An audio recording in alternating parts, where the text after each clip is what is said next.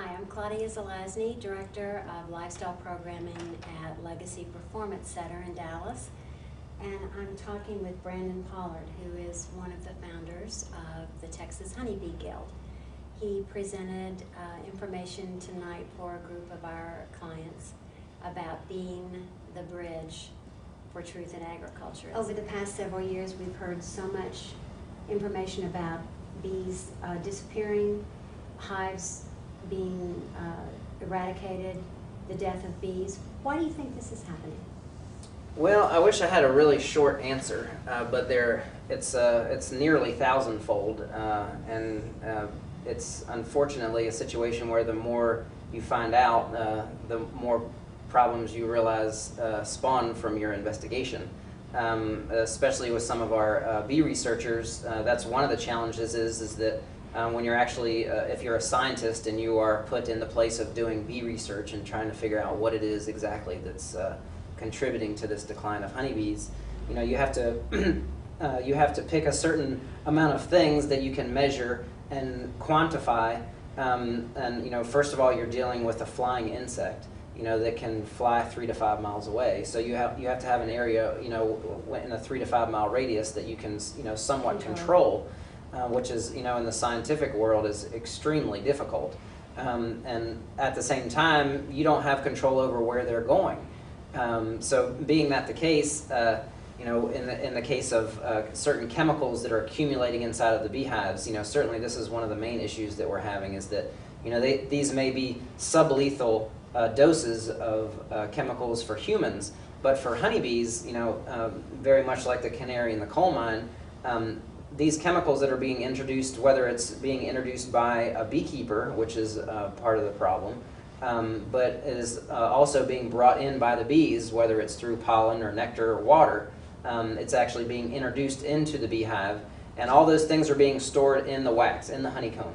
And the honeycomb is porous, and unfortunately over a period of time, all these things will accumulate. And part of the challenge to some of the scientists is, well, gosh, we have 90 plus chemicals that we're legally able to put on our crops that could possibly be introduced into a beehive. The bees have viruses, they have bacteria, they have fungi. All these things are in a very concentrated space, and there's lots of interactions happening simultaneously. And because of all these things being introduced in the way of chemicals, and with the fungi, the bacteria, and the viruses, we don't exactly know how these are interacting with one another. For sure, some of the cases where they've taken a certain virus and then they've taken a certain chemical and they've gotten it down to just these two particular things in one very particular moment. We found that the mortality rate in the bees with this particular parasitic mite and this particular chemical is thousandfold.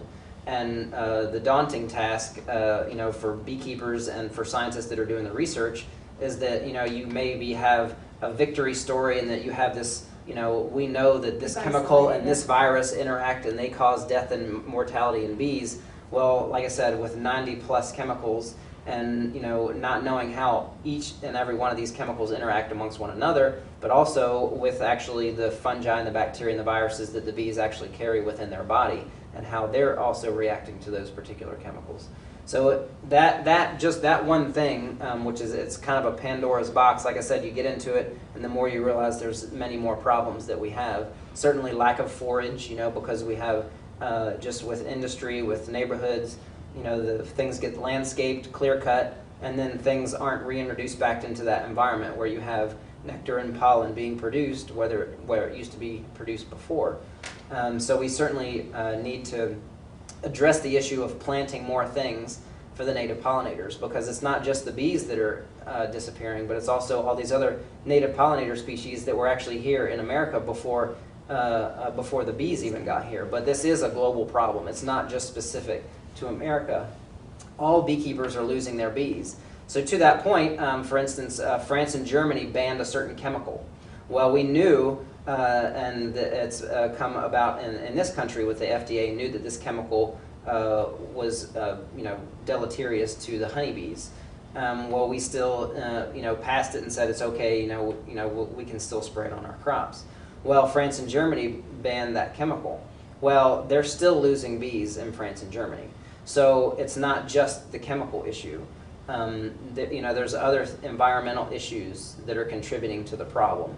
And so, as I said, since the latter part of 2006, we've been just night and day trying to figure out exactly what this is. But like I said before, the more we get into it, the more we realize it's a larger problem than we know how to deal with it. So what keeps your passion? Well, when you just look and you see that little bee just completely covered with each and every hair with just thousands of little granules of pollen, it's just, to me, just so amazing that regardless of what is manifesting itself in the bee's environment, they just continue to just go about their business and just work and work. And for me, to think just the power of that little bee, that it contributes $20 billion to our agriculture, that it contributes 1 in every 3 bites of food that we eat. We're still losing a third of our bees every year. But when you put your head inside that beehive and when you see that little bee on that flower, to me it's just the most powerful and an inspiring thing that you can witness. So how many bees does it take to make a jar of honey like this? Well, this is a 12-ounce jar. And I'm not sure how many teaspoons are in it, but if you count how many teaspoons are in this jar, it takes the life of 12 bees just to fill 1 teaspoon. So whatever receptacle that you're considering, it takes a bee. It takes just 1 bee. In its 40 days of average living, it's only going to make 1/12 of a teaspoon of honey. So to me, it's just fascinating and phenomenal that we can.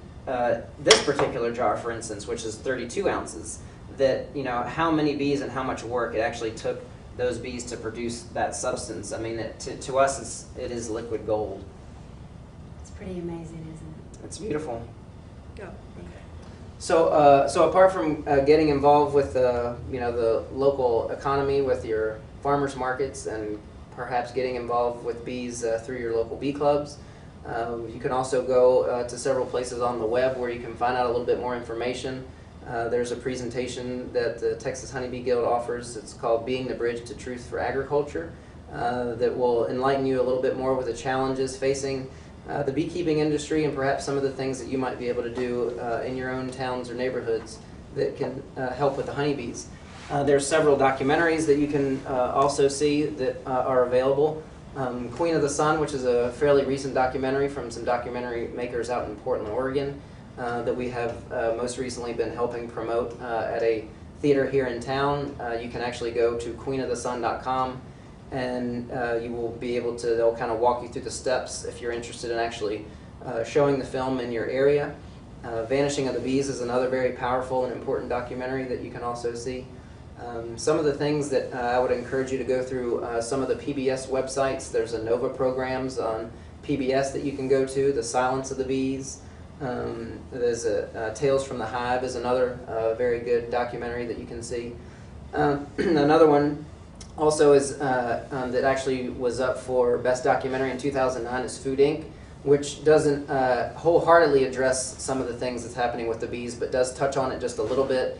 But just does kind of bring you up to speed just on some of the challenges that we face with industrial agriculture and monoculture and what we need to do to shift everything back into a more community-based food production system.